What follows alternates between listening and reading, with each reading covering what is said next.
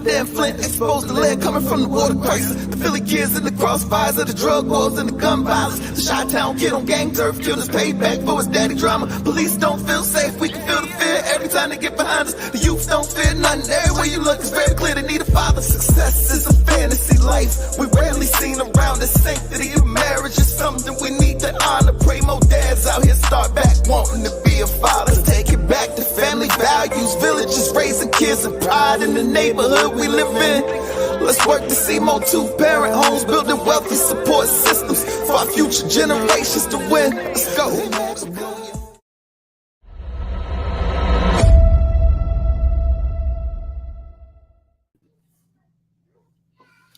Hello, how's everybody doing today? Welcome to Family Values TV, where we discuss all things marriage and family. Today, the show is called Talk Solutions. Absolutely. Topic is, should we be teaching our daughters not to depend on men? Very hot topic lately. And I didn't realize.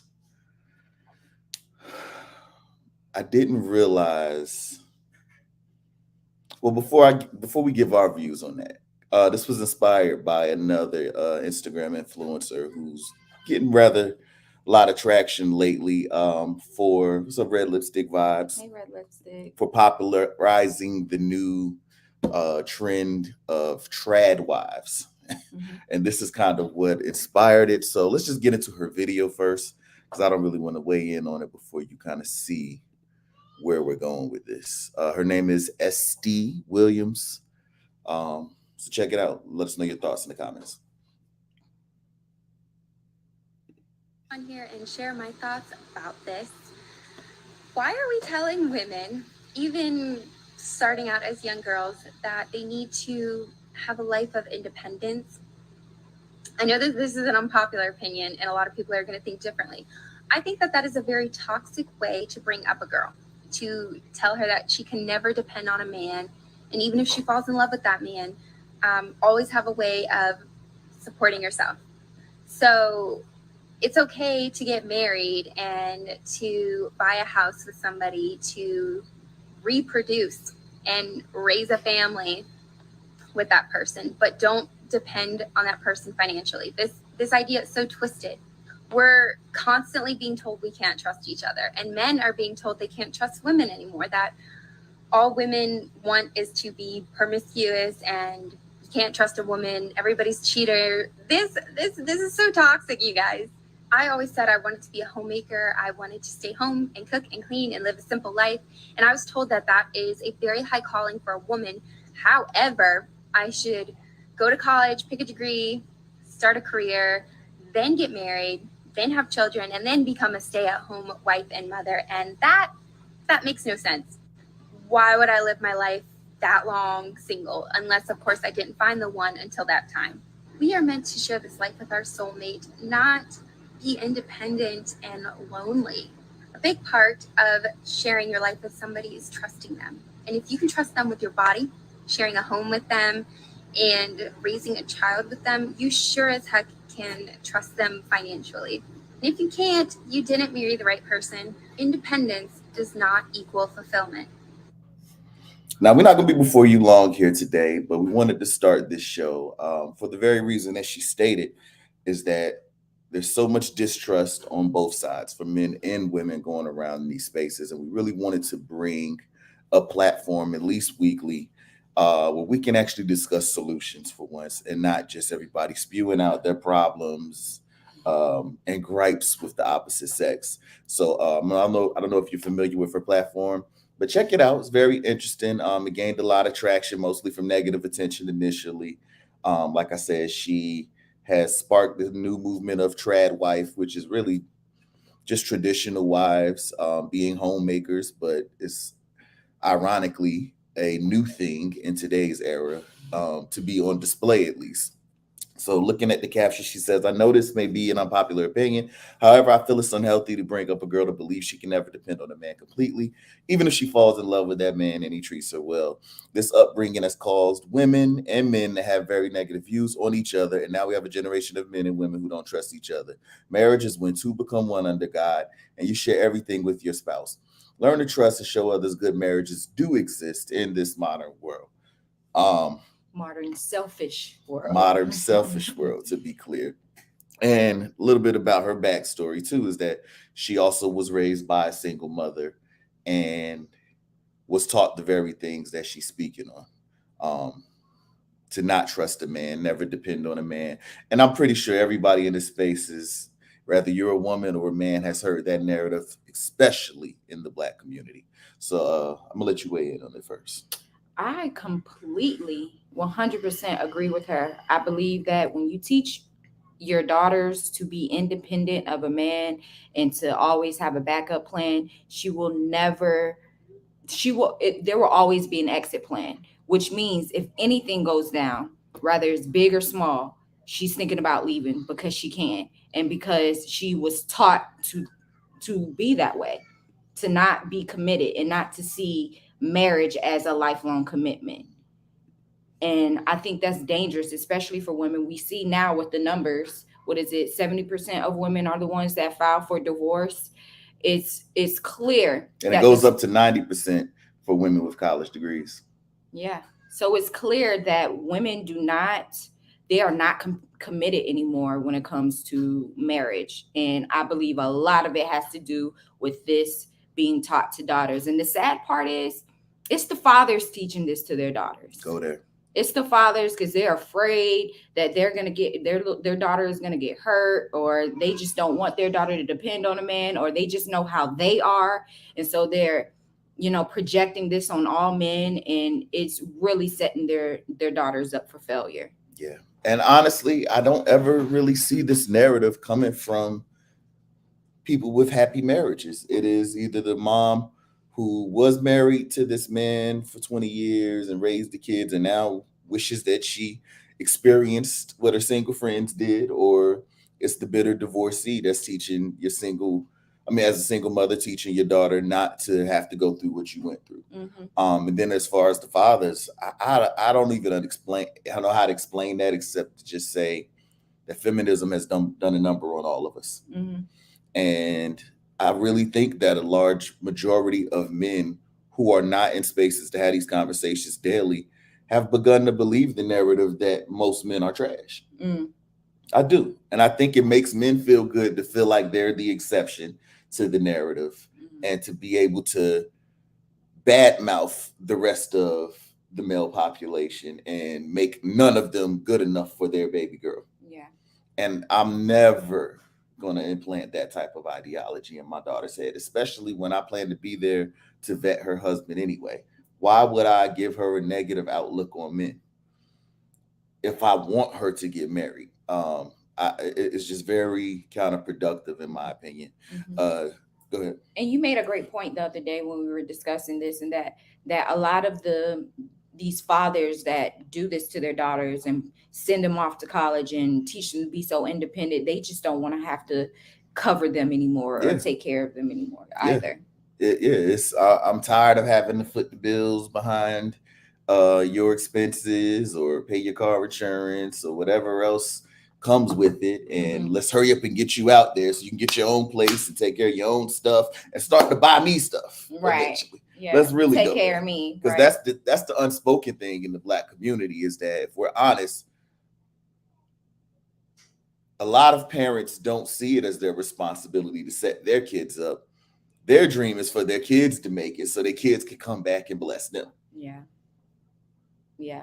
That's how we think in this community, or at least the generations before us did. Mm-hmm.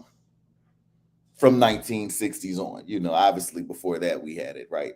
Right. Dennis G, great point. Why can't women be what God called them to be? It will be easier for women. The problem with that, Dennis G, is that we're not in agreement across the board, even in the Christian community, about what God called women to be. I see posts every day about a woman's highest calling is to do what God said do, or is to be great in whatever sphere God places her in. Nobody is really boldly stating that a woman's highest calling is to be a wife and a mother anymore.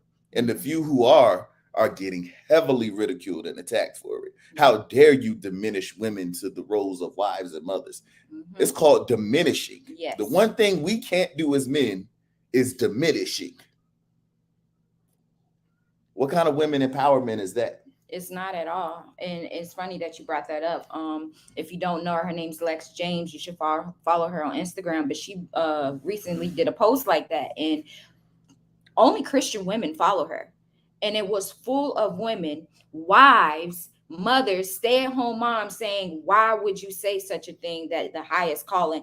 Wow, I love and I'm so fulfilled in my role. That is not the highest calling. Women can do this, women can do that. And what about the women who can't have children, and all the excuses in the world? Yeah.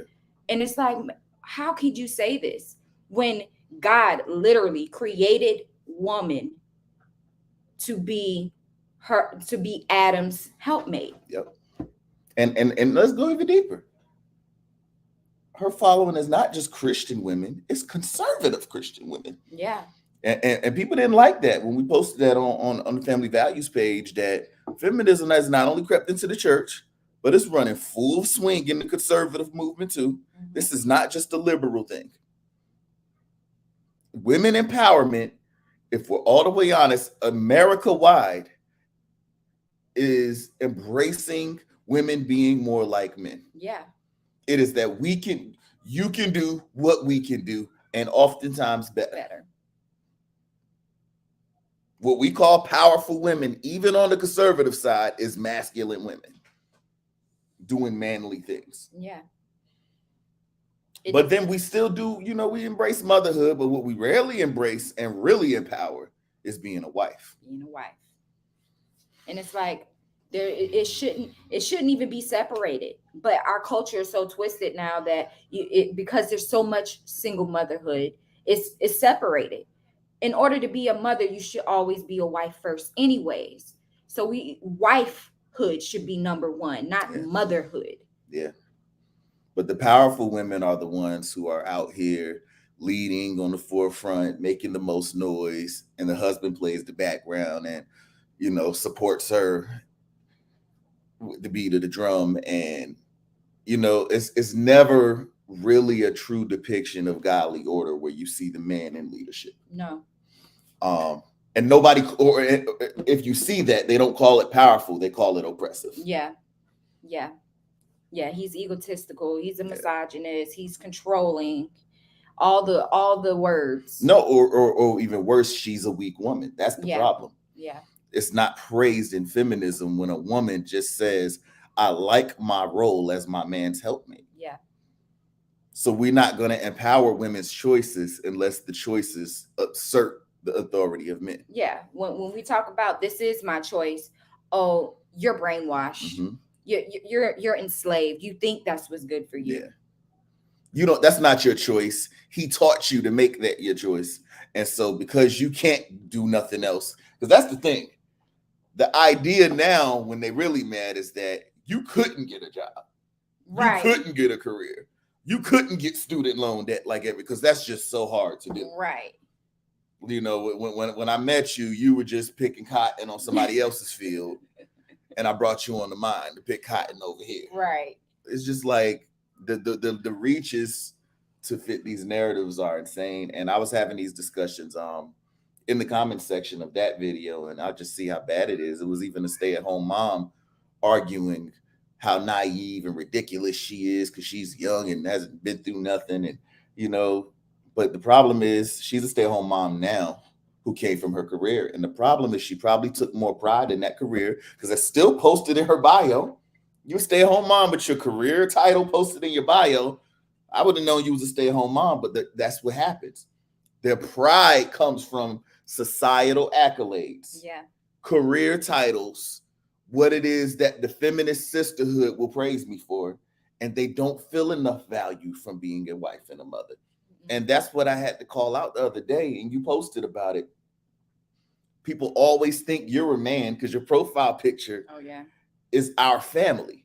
They always address you as sir, or they're coming at you about being misogynist, and they're thinking it's me talking. Yeah. And I really had to really assess this one day. And I said, they think you're me because women don't put their families in their profile pictures. Nope. Especially don't include a man in it. No. Our women today are so egotistical that the only display of family you will see from a female will be her and her kids. Yep. Yep. And if the man is in it, he's behind her, or it looks like he's not the leader in his home. You know what I'm saying? Yeah, and I rarely even see that. Yeah. Only thing I see on these women pages, conservative, especially because liberals is a whole nother thing. They but even the conservative women, it's always about their titles, their accolades, who they are as a woman, and or maybe even mother. Mm-hmm. But you never really see a display of family. Yeah. To include the Wife role, of- man, wife, children. That's just, and I was just like, wow, I didn't realize how foreign that has become. Yeah. Yeah. And to continue on how these housewives, they feel they Yes, true. He'd be behind her holding the baby. exactly. Big facts. And that's how they be at these public, when they in public too. Yeah. But like the housewife we was talking about, and how she feels like there's more value in her career. It's because of society, like you said, and you see it every day. I've been questioned. What do you do? And that they give me that that sideways. Well, what do you do? I'm like, I'm a wife and a mom. That's what I do. And they diminish you. They make you feel like you're lesser than every other woman in here who got a job. Yeah, it's not even careers; they're jobs. That doesn't fulfill them, right? Because on their deathbed, they're not gonna be in a nursing home talking about their jobs. You never see anybody elderly talking about what they did in their careers. They're talking about their children. Where's my grandkids? Nothing is going to reward a woman more than being surrounded in a room full of her grandkids. Yep. They just biting, the feminist brainwash right now. And it's just like, how deluded do you have to be to think that you chose this life because you couldn't? It's like, and then or the ones that are trying to say you're stuck. Let's address the elephant in the room in today's society. What woman is really stuck anymore in 2023? We have everything at our fingertips. If she left me today with these kids and said anything, I'm emotionally abusive, there would be 18 agencies waiting to assist her in getting away from me. She would get every form of assistance available on the book and would probably have more at her fingertips than she has being a wife. Mm-hmm. Kill the noise. I even found out about an organization here locally that will give a scholarship to single mothers, pay for her college education for her to obtain a skill. Kill the noise. Yes. When I met her, she had a government job, like every other single mom out here, because most of them ain't working careers, if we want to be honest. She had a government job. And could have been a supervisor by now. Yeah. It wasn't valuable to her. Yeah. Stop the noise. And as much as we know how pretty privilege works, she would have been just fine in any industry she chose. Because let's be real, most of these women, you don't got to be intelligent to do the jobs they're doing. Women are choosing to be social workers, counselors, all kind of different fields that just deal with other people. Most women ain't signing up to be engineers, architects. It's not reality. We're people. Oh, man. Lipstick Vibe said excuses. Shane Nolan said, are the wage slaves not stuck? Talk about it. Like, so I'm just really tired of that foolish narrative. Anything to just excuse and take away from a woman's real choice to actually just embrace traditional values and believe in something higher than running the hamster wheel. Yeah. And then it's crazy because when I have these conversations with Christian conservative women, and I'm like, and how many kids you have? 8. 8 kids and you stay home with all of them, oh, that has to be so horrible. And it's like they paint this picture like I'm suffering and I'm enslaved and I hate my kids or something. I'm like, it's not that bad. It's not that bad. We are their biggest influence. You probably have problems with your 4 kids because you send them off to public school and they have other influences so that they're bringing home. So maybe that's why it feels like, oh, if I had 8, it would be hell. But it's not hell for me. Yeah, you're dealing with everybody else's personality that has been absorbed into your children. Yeah. But y'all, we're live right now. Our children are maybe 25 feet away from us. Y'all don't hear them. You couldn't do that in a household with 2 kids. I call some of these moms' house, whether they're a single mom or got a husband, they have 1, 2 kids, and it sounds like a construction site over there. All kind of bells, whistles, and banging going on. No control.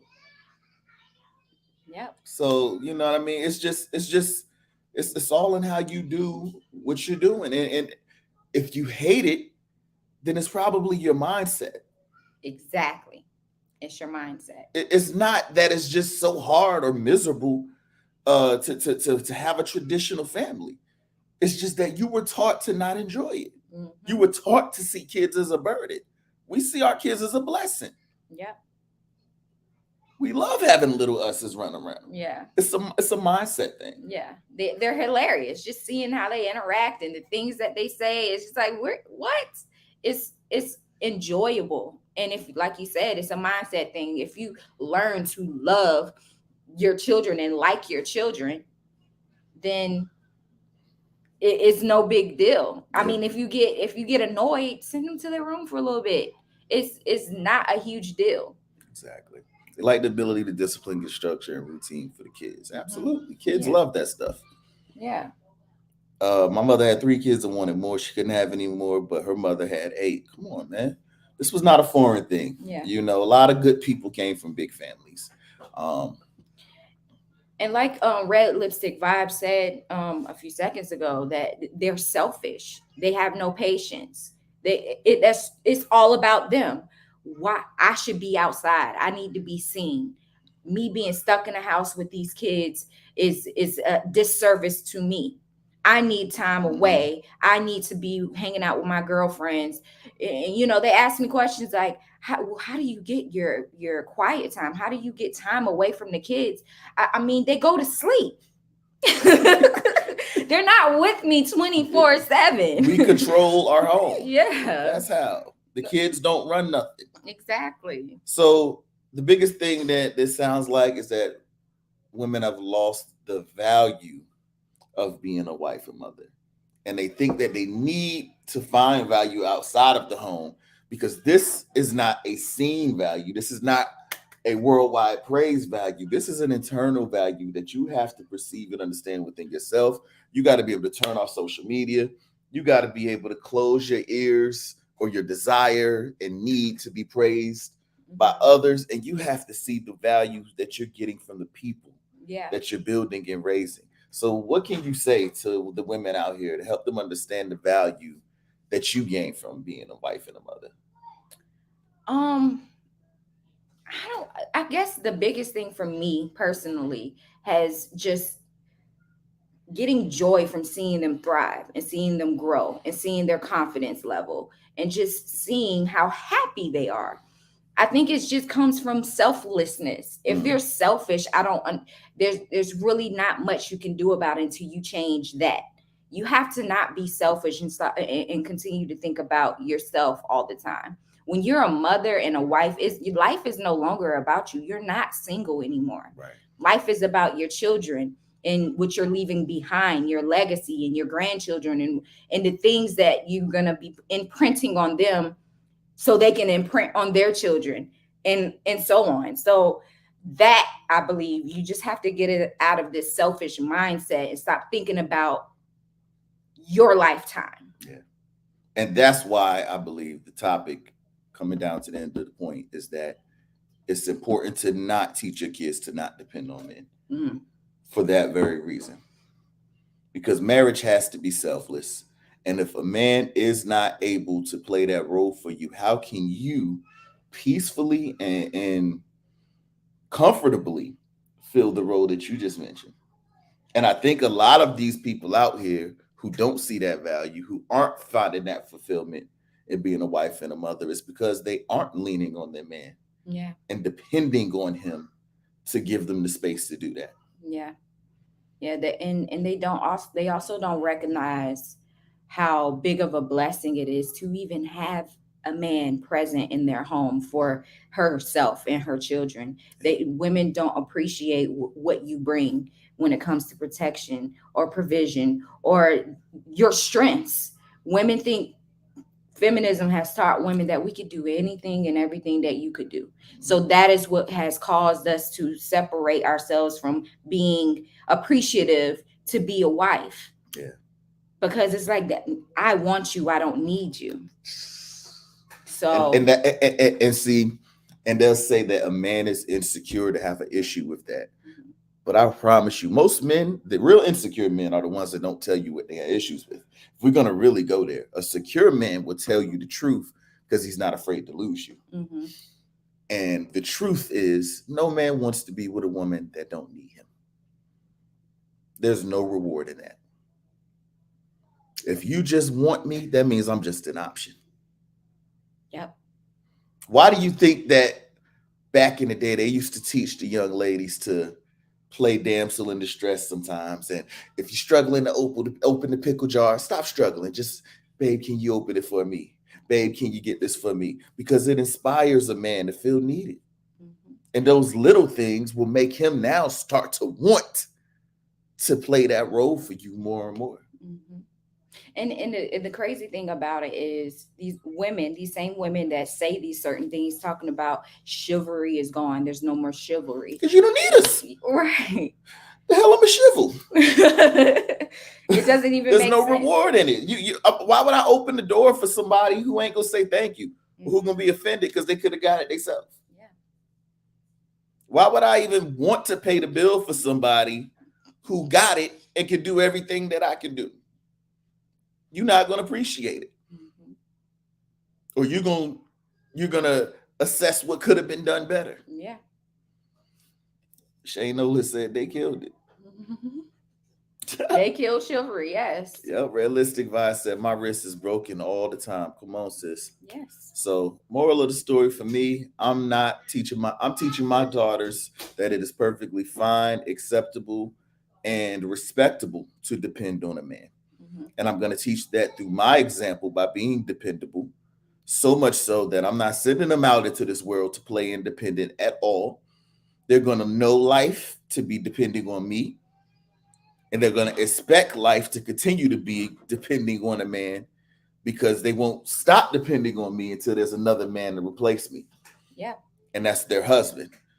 Because biblically, what we miss in the fact that in the ceremonial depiction of me giving them away is that's literally what it was intended to indicate, is that she's coming from my covering to this man who is now vowing to God to take over my duties and then some. Yeah.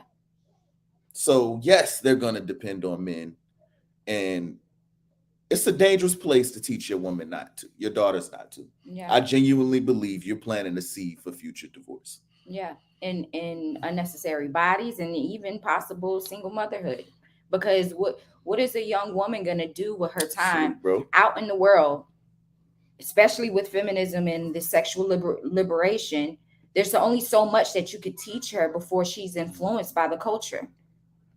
So it's just going to set her up for trauma and silliness. And then she's 35 with this career, wondering why I'm not happy, depressed, on anxiety pills. There's no good men out here, because she can't retain one because she's so independent to not understand how to treat, love, and appreciate a man. Exactly. Realistic Vibes. Oh, not this one. She said, yep, that's how it was with me and my dad. I want to bring her on one day if we can. Yeah, definitely. I don't know. Is your email on your channel? Or if not, I can DM her. Okay, cool. Yeah, we should try to connect with her, because I want to hear that story of how that looked for her. Yeah. Especially as a Black woman, because we don't see that done that way enough. And we need to highlight those out here who had great experiences rather than always highlighting the negative experiences out here. Absolutely. So we can give our people hope that it can be done. It is being done.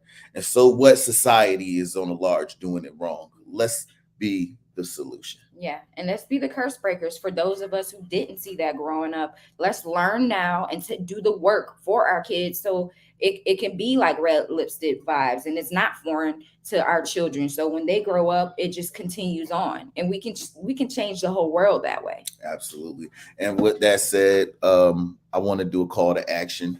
We're going to do this call to action for the rest of the summer. For those out here who can listen, I know that everybody can't do it. I know that a lot of people say that because they simply don't want to do it, and that is fine.